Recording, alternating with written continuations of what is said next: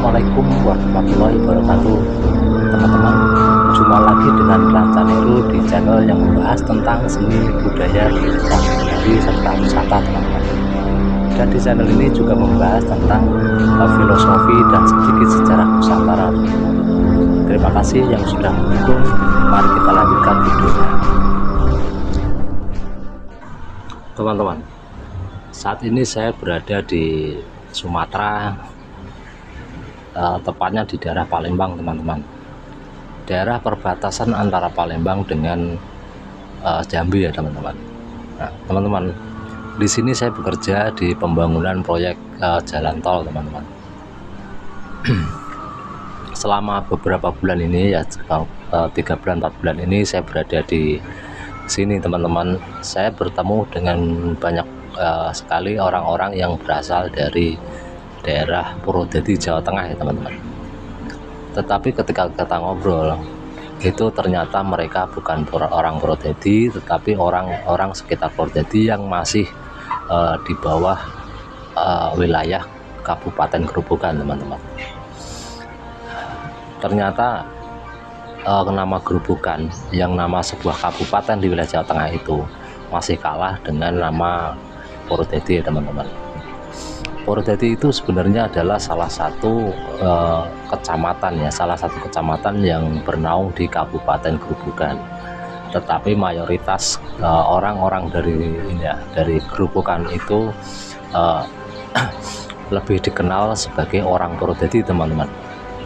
Nah, di video kali ini saya sengaja ya, teman-teman, saya ingin membahas atau memberikan narasi tentang Grobogan, tentang asal usul atau sejarah riwayat Grobogan, teman-teman. Kabupaten Grobogan yang berada di wilayah Jawa Tengah ini, teman-teman, di daerah Pegunungan Kendeng, yaitu Pegunungan Kapur di Jawa Tengah, yang kemudian dikenal dengan nama Grobogan.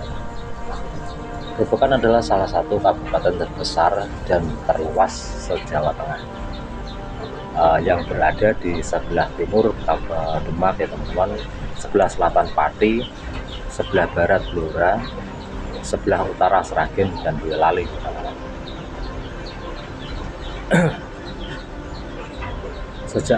Bagi teman-teman yang rumahnya jauh dari Grobogan, mungkin seperti saya bilang tadi, akan lebih mengenal Purwodadi ketimbang Grobogan, karena memang nama Grobogan itu kalah tenar dari nama Purwodadi, meskipun Purwodadi itu sebuah kecamatan di wilayah Grobogan ya. Yang menjadi narasi video kali ini tentang sejarah dan asal usul Grobogan. Pada tahun 1400-an, teman-teman, atau abad ke-14 ya, itu saat kerajaan Majapahit mengalami kemunduran atau kemerosotan setelah Raja Hayam Wuruk dan Patih Gajah Mada itu meninggal. Di Majapahit tidak ada lagi tokoh yang bisa menggantikan kewibawaan mereka. Perselisihan di antara anak-anak Hayam Wuruk itu muncul.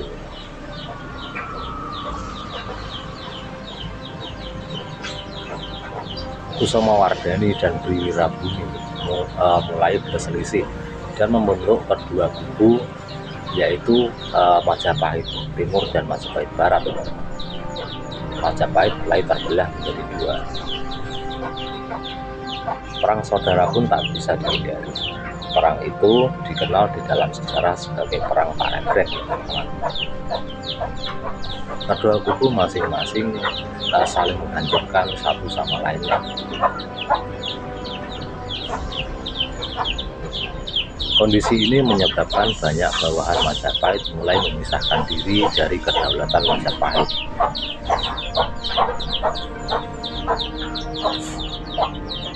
Teman-teman, konflik di Majapahit juga membuat perekonomian semakin melemah. Banyak negeri bawahan yang memisahkan diri. Pada tahun 1475-an muncul peradaban baru yang siap untuk menggantikan Majapahit dari desa kecil bernama Gelagahwangi yang kemudian menjadi kerajaan besar dengan nama Demak dengan Raja Raden Patah.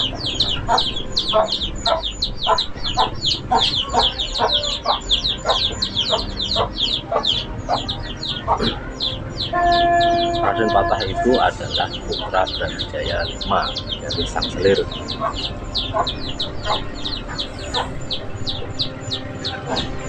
Di Demak, Raden Patah menjadi mualaf di bawah bimbingan Wali Songo sekaligus mendirikan kerajaan Islam pertama di Nusantara ini, teman-teman.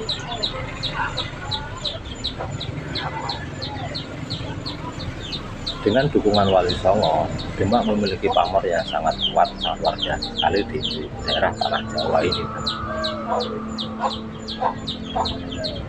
Konflik yang terjadi antara Majapahit dan Demak itu karena Majapahit yang sudah mulai lemah itu mengadakan kerjasama dengan Portugis, ya.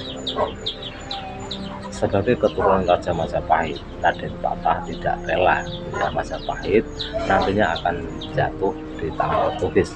Setidak-tidaknya Raden Patah tidak rela ada campur tangan Portugis di Majapahit. Saat itu yang menjadi Raja Majapahit adalah Girindrawardhana atau Brawijaya VI, yaitu ipar dari Raden Patah sendiri. Jadi perang antara Majapahit dengan Demak itu bukan perang Raden Patah melawan bapaknya, tapi melawan iparnya, teman-teman. Pada waktu itu Girindrawardhana yang lebih kompromi dengan Portugis daripada Demak itu diserang oleh pasukan yang dipimpin oleh Sunan Ngundung, ya teman-teman, yaitu panglima perang dari kerajaan Demak. Karena kekuatan Demak lebih besar, maka dalam pertempuran itu dapat dimenangkan oleh Demak, teman-teman. Tapi meskipun Demak mendapatkan kemenangan teman-teman, tetapi Sunan Ngundung yang sebagai panglima perang itu meninggal di situ, teman-teman, tewas dalam pertempuran itu. Teman-teman, setelah mendapatkan kemenangan itu, tentara Demak itu atau pasukan Demak itu pulang menuju ke Demak, ya teman-teman, dengan membawa harta rampasan yang dimasukkan ke dalam peti-peti, teman-teman.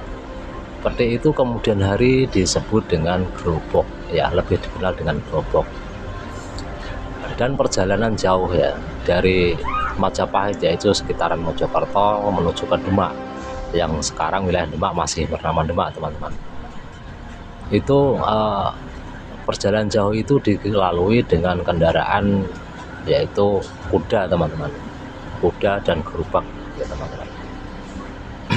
Teman-teman, dalam perjalanan itu, ya, yang melewati hampir separuh Pulau Jawa Tengah yang merupakan masih hutan waktu itu, teman-teman.